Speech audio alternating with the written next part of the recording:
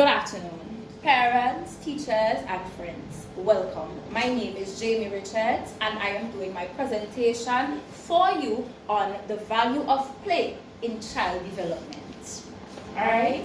Many parents, they think that children play too much. They think that children don't learn through play. But research has shown that children learn through playing. It's how it makes sense of the world. That's how children make sense of the world. That's how they develop skills. That's how they grow in every area of life. So, at the end of this presentation, you must be able to understand what play means for kids who are just starting to grow up. 2, recognize that play is a child's right and important part of learning. 3, find out what or how play helps kids grow physically, mentally, and socially. 4, identify the educational benefits of play based on activities utilized in early learning environments. And 5, get useful tips for making playtime at home more fun. So this is a way you can also interact with your kids. What is play? That's the big question for our presentation today. What is play?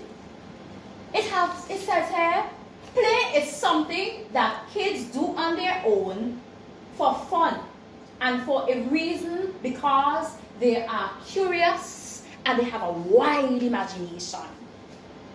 Right? It lets kids learn about their world by exploring and trying new things. So don't get scared if they fall down and they have a little bruise. Maybe they learn not to go there and climb again, right?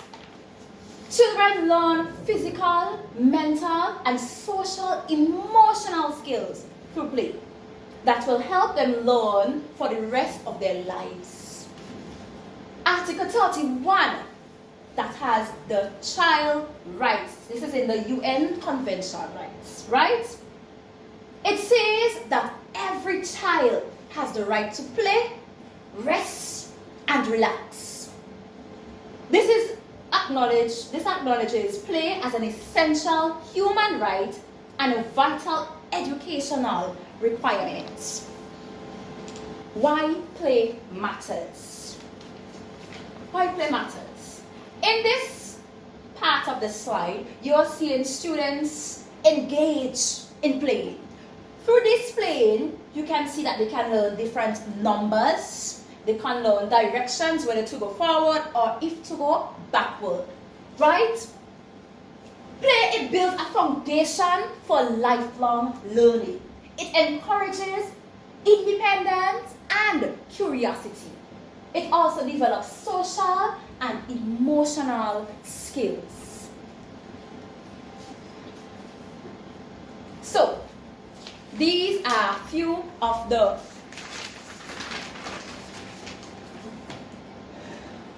developmental impacts analysis. So let's start with physical development, right? So these are ways, right?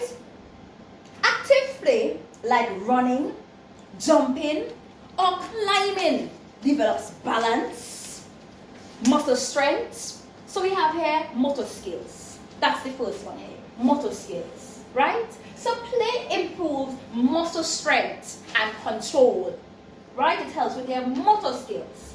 It also helps with their coordination. Activities enhance balance and movement skills. And thirdly, health. Regular play promotes overall physical fitness. And it's also for you as adults too, ain't it so? Another developmental impact, cognitive development. So these are 3 different ways cognitive development can help. In the image here, you're seeing play equals problem solving and imagination.